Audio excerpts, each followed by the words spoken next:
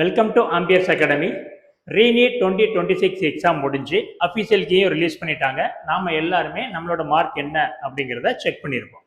So இப்போ எல்லா டெஸ்ட்லையுமே pass mark இருக்கிற மாதிரி இந்த நீட் எக்ஸாம்லேயும் பாஸ் மார்க் இருக்குது. பட் ஒரு சின்ன டிஃப்ரெண்ட் என்ன அப்படின்னா, இந்த நீட் எக்ஸாமில் பாஸ் மார்க்கை பெர்சன்டைலில் சொல்லுவாங்க.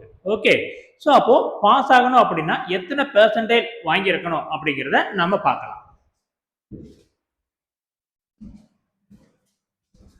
இப்போ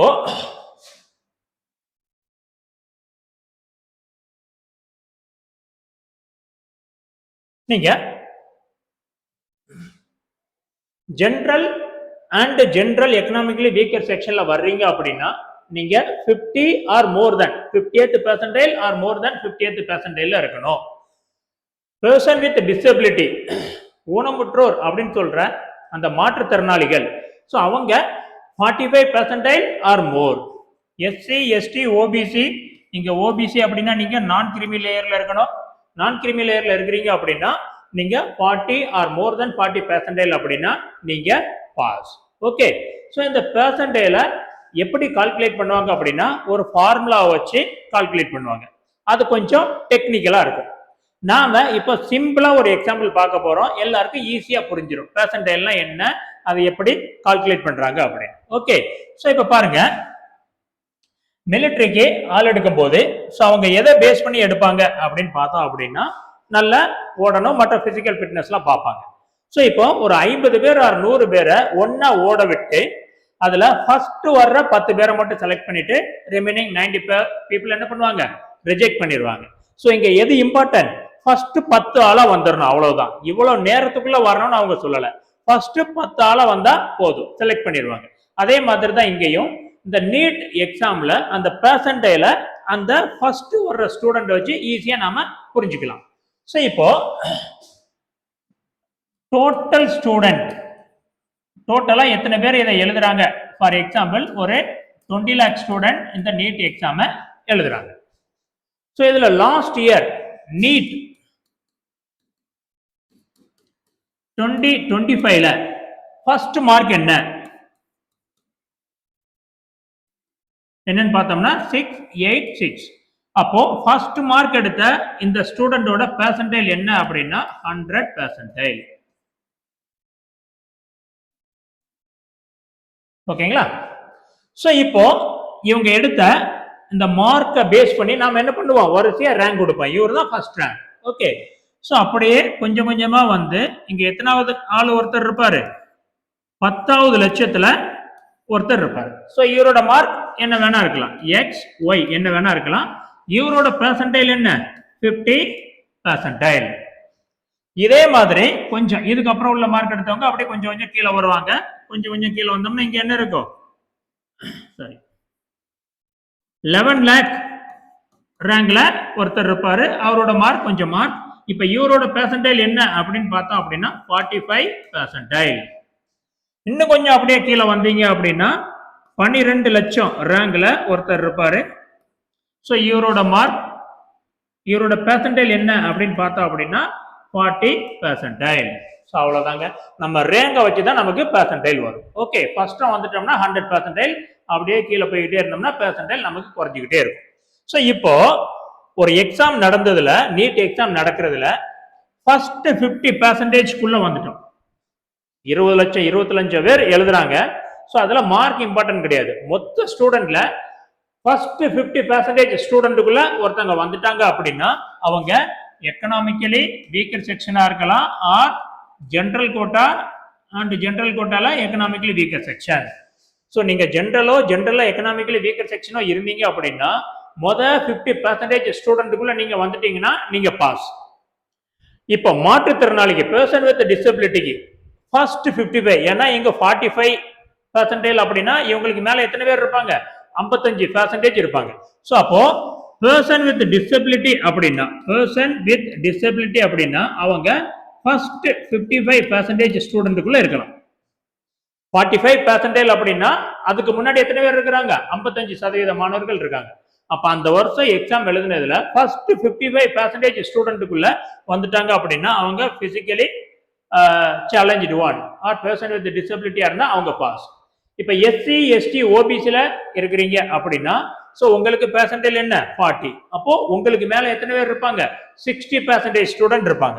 சோ அப்போ எஸ்சி எஸ்டி ஓபிசி அப்படின்னா சோ நீங்க அந்த வருஷம் டெஸ்ட் எழுதுனதுல ஃபர்ஸ்ட் 60% இருந்தா நீங்க பாஸ். அவ்வளவுதாங்க.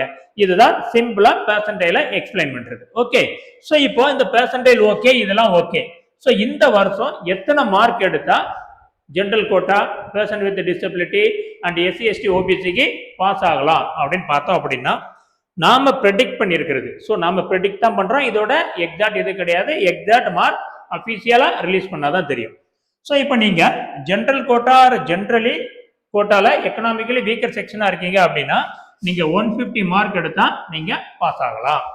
அதே இது நீங்க பர்சன் வித் டிசபிலிட்டியில வர்றீங்க அப்படின்னா 135 மார்க். அதே இது எஸ்சி எஸ்டி ஓபிசில நீங்க இருக்கிறீங்க அப்படின்னா ஸோ உங்களுக்கான பாஸ் மார்க் என்னவா இருக்கலாம் 120 இருக்கலாம். இது நாம அசியூம் பண்றது. எக்ஸாக்ட் மார்க் வந்த உடனே தெரியலாம். ஸோ இதுல ஒரு 4 to 5 mark plus or minus ஆகலாம். ஓகே. ஸோ அதை தாண்டி பெரிய சேஞ்சஸ்லாம் இருக்காது. Okay fine. ஸோ இப்போ நான் பாஸ் ஆயிட்டேன். பாஸ் ஆனதுக்கு அப்புறம் அடுத்த ப்ராசஸ் என்ன அப்படின்னா நீங்க கவுன்சிலிங்ல பார்ட்டிசிபேட் பண்றதுக்கு eligible. MBBS, BDS and Siddha, homeopathy அப்படிங்கிற அந்த கோர்ஸ் பிளஸ் சென்ட்ரல் கவர்மெண்ட் காலேஜில் எல்லாமே பிஎஸ்சி நர்சிங் எல்லாமே பேஸ்ட் ஆன் நீட் தான் எடுக்கிறாங்க. ஸோ நீட்டின் அடிப்படையில் எங்கெங்கெல்லாம் அட்மிஷன் இருக்கோ அங்கெல்லாம் அப்ளை பண்றதுக்கு நீங்க எலிஜிபிள். ஓகே. ஸோ இப்போ நீங்க வாங்கின மார்க்குக்கு கவர்மெண்ட் காலேஜில் கிடைச்சிருச்சு அப்படின்னா வெல் அண்ட் குட். ஏன்னா அங்கே ஃபீஸ் எவ்வளோ 18,000, ஜஸ்ட் 18,000 மட்டும்தான். இதே நீங்க கவர்மெண்ட் கோட்டால பிரைவேட் காலேஜில் போய் படிச்சீங்க அப்படின்னா உங்களுக்கு ஆகிற செலவு எவ்வளவு 40 லேக்ல இருந்து 50 லேக் வரைக்கும் செலவாகும். அதே பிரைவேட் காலேஜில் மேனேஜ்மெண்ட் கோட்டாவிலையோ அல்லது டீம்டு யூனிவர்சிட்டிலையோ ஜாயின் பண்ணி நீங்க படிச்சீங்க அப்படின்னா உங்களுக்கு எம்பிபிஎஸ் படிப்பை முடிச்சுட்டு வர்றதுக்கு 1 crore ஆகும், 1 கோடி ரூபாய் ஆகும். Okay fine. இப்போ நான் பாஸ் ஆயிட்டேன். இங்க எங்கேயுமே ஜாயின் பண்ண எனக்கு கவர்மெண்ட் காலேஜ் கிடைக்காது. நான் பிரைவேட் காலேஜ்லயோ டீம்டு யூனிவர்சிட்டிலையோ அவ்வளவு செலவு பண்ணி படிக்க விருப்பம் இல்லை அப்படின்னு பார்த்தா சீட்டு கிடைக்காது. அல்லது எனக்கு படிக்க விருப்பம் இல்லை, நான் ஃபாரின் போய் படிக்க போறேன் அப்படின்னா தாராளமா நீட் பாஸ் ஆயிருந்தா நீங்க ஃபாரின்ல போய் படிக்கலாம். பட் அங்க அந்த கோர்ஸ் டூரேஷன் பார்த்தோம் அப்படின்னா இந்தியாவில் எம்பிபிஎஸ் முடிக்கிறதுக்கு 5.5 years, 5.5 வருஷம்னா ஃபாரின்ல 6.5 வருஷம் ஆகும். அண்ட் தென் நீங்க கோர்ஸ் முடிச்சுட்டு வந்து இங்க டெஸ்ட் எழுதி பாஸ் ஆனாதான் உங்களுக்கு டாக்டர் ரெஜிஸ்ட்ரேஷன் இருக்கும், இல்லைன்னா அது இருக்காது. Okay fine. ஸோ இப்போ என்னால படிக்க முடியும். பார்டர்ல தான் எனக்கு கவர்மெண்ட் காலேஜ் மிஸ் பண்ணியிருக்கிறேன். ஸோ நான் ஃபாரின் போகவும் விரும்பல, 50 லட்சம் 1 கோடி ரூபாய் செலவு பண்ணவும் விரும்பல. நான் 1 year உட்காந்து படிச்சு நல்ல மார்க் வாங்கி கவர்மெண்ட் காலேஜில் ஜாயின் பண்ண போறேன் அப்படின்னு நீங்க நினைச்சீங்கன்னா that is well and good. Okay fine. இப்போ டாக்டர் ஆகணும் அப்படிங்கிற கனவோடு இருக்கிற ஸ்டூடெண்ட்டுக்கும் குழந்தைங்களை டாக்டர் ஆக்கி சந்தோஷப்படணும்னு நினைக்கிற பேரண்ட்ஸ்க்கு உள்ள பெரிய சேலஞ்ச் என்னன்னு பார்த்தீங்க அப்படின்னா அந்த நீட் கோச்சிங் ஃபீஸ். ஆமாங்க, நீட் கோச்சிங் ஃபீஸ் பார்த்தோம் அப்படின்னா 1 லட்சத்திலிருந்து 1.5 லட்ச ரூபா வரைக்கும் இருக்குது. ஸோ இப்படி 1 லட்சத்திலிருந்து 1.5 லட்ச ரூபா வரைக்கும் பே பண்ணி ஒரு இடத்துல ஜாயின் பண்றோம் அப்படின்னா அந்த இன்ஸ்டிடியூட்ல பையனுக்கு புரியுற மாதிரி குவாலிட்டியான ஒரு டீச்சிங் இருக்குமா அப்படின்னா அதுக்கு எந்த ஒரு கேரண்டியும் கிடையாது. ஓகே. ஸோ இதே கொஸ்டினை நான் மாத்தி கேட்குறேங்க.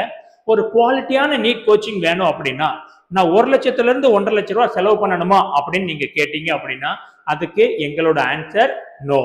ஆமாங்க, நம்ம ஆம்பியஸ் அகாடமியில குவாலிட்டியான நீட் கோச்சிங்கை அஃபோர்டபுள் பிரைஸ்ல கொடுக்குறோம். ஸோ நம்ம அகாடமியை ரன் பண்றது யாரு அப்படின்னா ஒரு IIT alumnus. So IIT student run பண்ற ஒரு அகாடமியில குவாலிட்டியில எந்த ஒரு சமரசமும் இருக்காது. ஓகே. ஸோ குவாலிட்டியான அந்த நீட் கோச்சிங்கை நியாயமான கட்டணமான 60,000 ரூபாயில எங்க கொடுக்குறாங்க. ஓகே. ஸோ குவாலிட்டி இருக்குமான்னு நீங்க சந்தேகப்பட்டீங்கன்னா அதை ப்ரூவ் பண்றதுக்கு நாங்க ரெடியா இருக்கிறோம். ஸோ எங்க அகாடமியில ஸ்டூடெண்ட்டுக்கு 1 week ஃப்ரீ டெமோ கிளாஸ் கொடுக்குறாங்க. நீங்க எந்த ஒரு பைசாவும் பே பண்ணாம எங்க அகாடமியில 1 week ஃப்ரீயா கிளாஸ் அட்டன் பண்ணலாம். ஸோ அந்த 1 week கிளாஸ் அட்டன் பண்ணி எங்களோட டீச்சிங்ல உங்களுக்கு திருப்தி இருந்து இங்க ஜாயின் பண்ணி 1 year படிச்சோம் அப்படின்னா கவர்மெண்ட் காலேஜில் தாராளமா ஜாயின் பண்ணிடலாம் அப்படிங்கிற நம்பிக்கை உங்களுக்கு வந்தா மட்டும் நீங்க ஃபீஸ் பே பண்ணி எங்க அகாடமியில நீங்க ஜாயின் பண்ணிக்கலாம். ஓகே. ஸோ எங்களோட குவாலிட்டியை ப்ரூவ் பண்றதுக்கு நாங்க ரெடியா இருக்கிறோம். அதை செக் பண்றதுக்கு நீங்க ரெடியா இருக்கிறீங்களா? நீங்க ரெடியா இருந்தா நீங்க ஸ்கிரீன்ல தெரியுற இந்த 84899955544 நம்பருக்கு கால் பண்ணுங்க. ஸோ நம்மளோட கிளாஸஸ் எப்பல இருந்து ஸ்டார்ட் ஆகுது அப்படின்னா ஜூலை 8th இருந்து நாம ஸ்டார்ட் பண்றாங்க. Okay. So and one more information, நம்மகிட்ட ஹாஸ்டல் ஃபெசிலிட்டி இருக்குது, சேஃபான ஹாஸ்டல் ஃபெசிலிட்டியும் இருக்கு. Okay, so we will meet in the classroom. Okay, so all the best.